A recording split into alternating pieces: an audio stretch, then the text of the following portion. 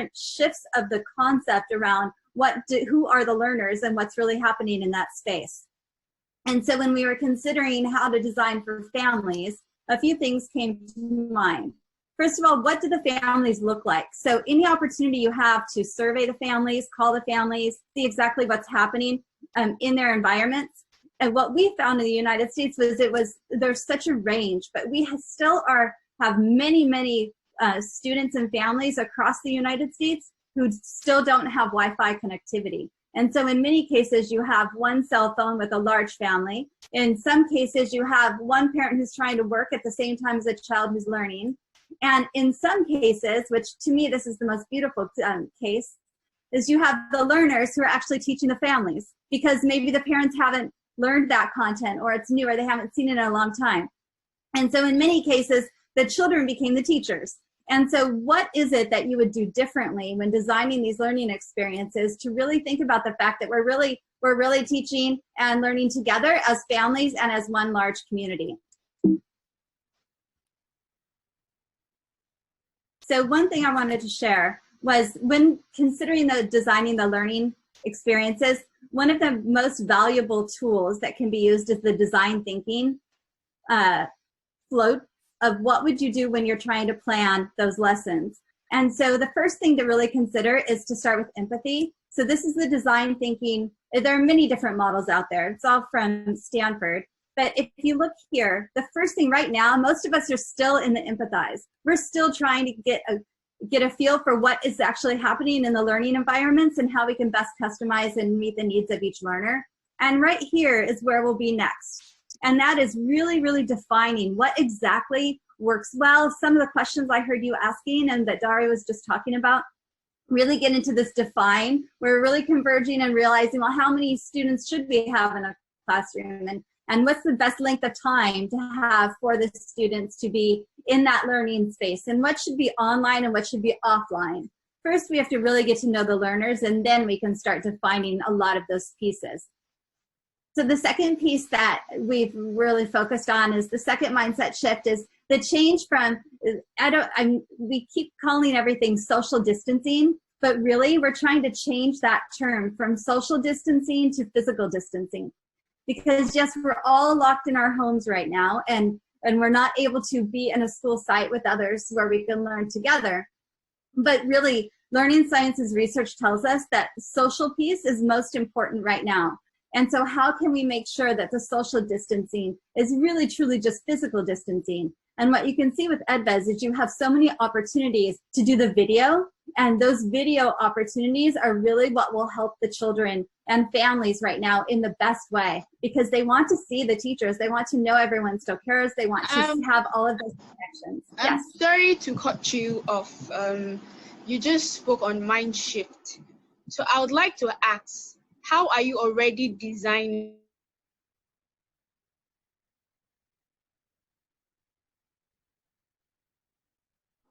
Show in just a few minutes. I think we lost I can show you. Okay, we lost Zainab. So maybe you can just go straight into the conversation. Trisha, thank you. Can you hear me? Yes, I can hear you very well, so you can just continue. Thank you. Yes. Okay. Okay. Okay. So to address your question, one of the things that we noticed was that we immediately started planning lessons. Originally, I'll show you a picture in a few seconds that shows how we focused on schedules, and some teachers and schools tried to disaster because the children were not available or the families were trying to work at the same time. And so lots and lots of lessons on how to, what we should be doing when we're doing the videos, making sure that the children really are hearing that we care about them, that they understand that we're there for them, and that there's a lot of support built in. So the reason for that is because when you look at learning sciences research, what I'm showing you right now, this is a model of the whole learner. And so typically in school, you can really focus hard on the content to make sure that the children are ready for their tests and they're preparing and feedback. The teachers, the children and families want to know that they're still very connected. And so the social emotional learning piece that you were referencing in your question is one way that we're really making sure and being very intentional is that the videos are really addressing the learners. And so they're starting off with, how are you? Everything's going great. And they're very focused on the positive.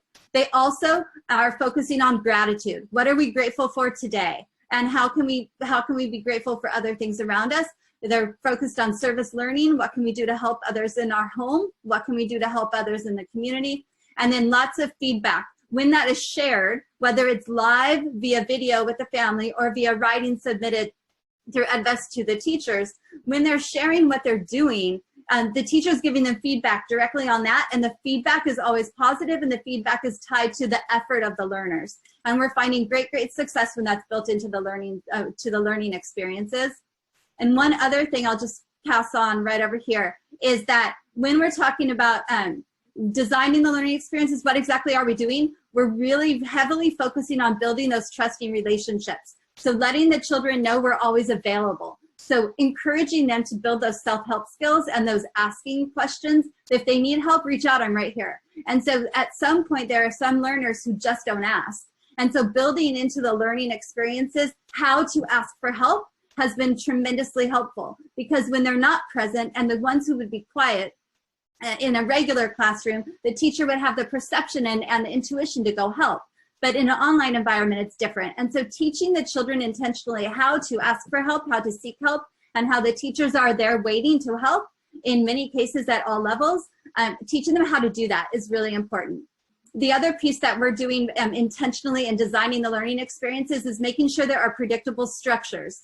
And so originally people were trying to be very creative, and every day would look different, like you would in a classroom. A really creative classroom, you'd have all of these rich experiences, but honestly it overwhelmed the families in the beginning. They needed a predictable structure, not a schedule, but something where they knew every morning we're going to write in a journal, every night we reflect on the journal. We share the journal with the teacher and we get feedback. That kind of routine is really helpful. Having a routine for the family's perspective, when you have Edves and you're able to go on there and you're able to see everything there from a teacher perspective, that's tremendously helpful, because now the teacher is supported in that predictable structure. Because really, truly, when you look at the social emotional learning needs, again, a question you were asking is, how are we looking at the social emotional needs of the teachers as well? Right now, there's a huge movement in the United States. There's a book that just came out, and I honestly highly recommend it for anyone right now around the world. It's a book by Mark Brackett, and it's called Permission to Feel. And I don't benefit from telling you about it, except that I've read it, and we've used it with so many schools, and it's growing quickly. Mark Brackett is from Yale, from the Center for Emotional Intelligence, and he talks about social emotional learning for teachers. When that book is used as a book study as a school, or multiple teachers as part of a professional learning community, that really helps frame how important it is to, as adults, be able to identify our feelings and be able to make decisions based on that, and then how that would then translate to learners. But he does advocate that the social emotional learning begins with the adults, which is the teachers. So having that might be a resource that might be helpful to you as well. Another thing that we actually are doing that was really successful is there are two things embedded in this photo. This is a friend of mine who's a principal at a school who's using that tool that I just mentioned. But she started off by having the children all in their home learning environments, whatever that home might look like, trying to encourage you to be your best self. So what can you do? What would you look like? If you were your best self, what would you be doing? What would you be saying? How would you be interacting with people in your home? Because by starting off with something like that, and this is just an image of what some art that children did with a picture and then the words that would describe themselves. But when you start off with, this is my best self, and you have everyone in the family do that, now you're building the social supports within the family, who right now might have a great deal of stress. And so by building the social supports, well, I'm going to bring my best self to this learning experience. And then they share that in a live conference, a live meeting with the class, with the teacher, then that builds the social support with the school and the teacher as well. And the teachers are doing this as well, which is really powerful. Another thing that we're doing that is something you can do right away is building a family charter. And so it's family charter would be an agreement. We all, as a family, and the school would help facilitate how this would look. Every family would be different and they would share it with the teachers. But building a family charter that talks about what is it that we all value, what are we interested in, what do we care about, and how will we all work together to make this a positive learning experience. So I know my time is short. I'm going to fast forward and finish this really quickly. I just wanted to share, this is what it might look like in the morning to build those predictable structures to support the learners, to build the social supports where they're able to share with classmates and with their teachers. They have journaling in the morning that embeds reflection, some feedback back, a heavy focus on gratitude. And really, you mentioned self-directed learning, which is the most important part, and really giving them the opportunity to develop some self-awareness. This is a unique opportunity for them to be able to explore what are they interested in, what do they love to learn about, and what skills will they develop that they can then bring back and learn the content at a different level when they arrive back, when they return to school. But really focusing on what are they interested in, how can they learn it, and how can they share that learning. And giving them those opportunities to do that. When you design learning experiences around their choice and you have student choice, then you're also building in many of the supports that learning sciences research say children need right now. And lastly, encouraging their learners to be leaders. And one of the strongest ways you can do that is to help them become the teachers. And so anytime they're learning, they are now in a unique environment where they can teach someone else in their home. There is someone in their home that does not know something that they are learning. And so whenever they learn and they get a chance to teach the other person in the home, then they can come and they can share with a classroom during a live meeting. They can share, this is what I taught lately. They can also work on some of their communication skills because they just might be your next students who show up at a TEDx. So when you're thinking about some of those opportunities on how can you build self-directed learners, you're going to let them develop some interest, really focus on the learning experiences that tap into that. Let them discover their strengths during this time when they're learning in a different world, a different environment. And think about all of those skills that they're going to be developing and helping others, the skills of being able to communicate clearly, both in writing and via video. All of those are tools that will help them in their future in numerous different ways. So hopefully some of those learning science research that we shared is now practical, and hopefully some of those are ideas will help when you're designing your learning experiences, really focusing around the social emotional needs of the adults and of the learners, regardless of who's the teacher, who's the learner. We all are learners right now. Are there any other questions? Okay, thank you very much. All you have said has been heard, and valuable nuggets have been taken from it.